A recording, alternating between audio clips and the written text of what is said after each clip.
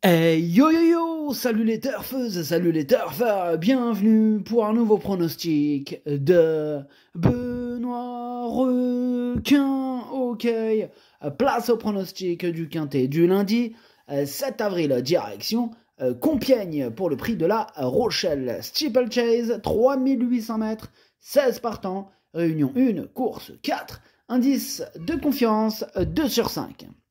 Petit retour sur le quintet de ce samedi. Dans mon pronostic, je vous ai donné le quintet dans le désordre. Et cette vidéo, je la tourne avant l'arrivée du quintet de ce dimanche. Et je reviendrai dessus demain.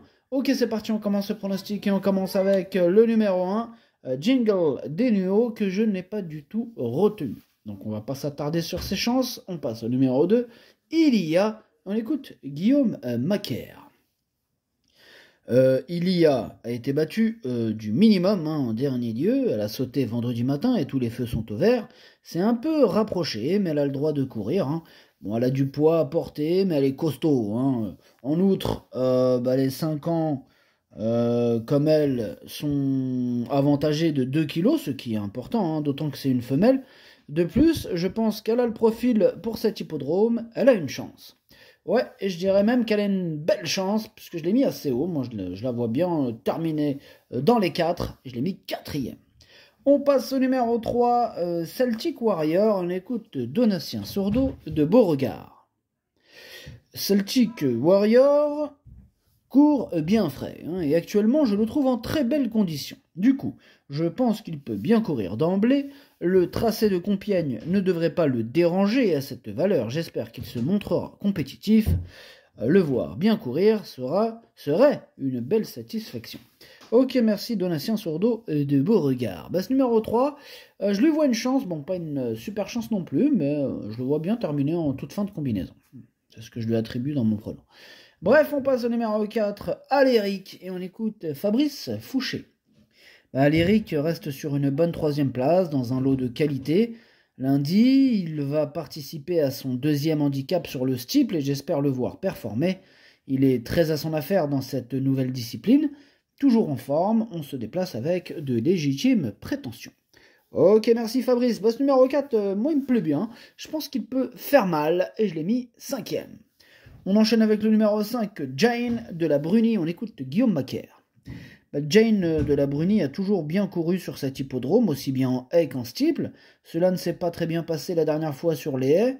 Elle a son mot à dire. Bon, c'est une course qui nous réussit bien en plus, car on l'a gagnée en 2022 et 2024. Alors, nos 2 pensionnaires ont une chance équivalente. C'est le déroulement de course qui fera la différence. Évidemment, question de parcours. En tout cas, ce numéro 5, il fait partie de mes préférés. Je l'ai mis carrément 3e. On passe au numéro 6, Giacosa. Et on n'aura pas les commentaires de Mr. George. Ce numéro 6, lui aussi me plaît bien. Je l'ai gardé, je l'ai mis 6e. On passe au numéro 7, Philopoto. Et on écoute Marcel Roland. Bonjour Marcel. Ouais, bonjour. Écoute, Philopoto, il vient de gagner lors de sa récente course de rentrée. Bon, il a bien pris cette sortie, il a fort logiquement progressé là-dessus. Maintenant, il se plaît sur cette piste de Compiègne, il devrait en toute logique tracer encore un beau parcours. Ok, merci Marcel. En tout cas, ce numéro 7 fait partie de mes préférés. Je pense qu'il va batailler pour la victoire. Je l'ai mis 2e. On passe au numéro 8, Quiroga, que je n'ai pas retenu, mais qui est à l'arrière de ma petite liste des possibles troubles faits. Le 9 aussi, Sternkranz, lui non plus je l'ai pas retenu, et lui aussi il est en plein milieu de ma petite liste des possibles troubles faits. Le numéro 10 c'est King Park, lui non plus je l'ai pas retenu, c'est un regret, c'est mon 2e cheval de complément en cas de non partant. Et le numéro 11 par contre, le numéro 11 est Inside Montliu, on écoute Brian Bonez. Inside Montliu nous a encore fait plaisir en réalisant un très bon meeting palois. Il est rentré avec un bon moral et il est prêt à revenir à la compétition. Il est à l'aise sur le steeple de Compiègne et vient de prouver qu'il fallait toujours compter sur lui malgré un poids revu à la hausse. Alors certes, il aurait préféré une piste lourde, mais il devrait pouvoir terminer à l'arrivée. Écoutez, moi ce numéro 11 m'a tapé dans l'œil, c'est lui mon préféré, c'est lui que j'ai décidé d'installer en tête. On passe au numéro 12, Yorana Vallis, et on écoute Madame Louisa Carberry. Yorana Valis a très bien couru en dernier lieu. En haie, c'est une bonne sauteuse, ce qui peut servir ses intérêts sur le steeple. Elle est en bonne forme et si elle répète sa dernière sortie, elle devrait être compétitive. Ok, merci madame. Bah, ce numéro 12, moi je l'ai gardé, il me plaît bien, mais en bout de combinaison. On passe au numéro 13, Kidami. Ah, il m'embête beaucoup ce numéro 13. C'est d'ailleurs lui mon gros regret, c'est lui mon cheval de complément, cas d'importante attention possible, cassage en vue. On passe au numéro 14, Hipster Paradise. Lui, je l'ai pas retenu, mais attention, c'est lui le chef et le capitaine de ma petite liste des possibles casseurs de tickets repérés. Par contre, le numéro 15, Dreamy Bell, bah, j'ai pas fait de place pour lui dans mon prono, hein, puisque j'en ai préféré d'autres. Pareil pour le numéro 16, Un Star de Rêve, lui non plus, je ne l'ai pas retenu.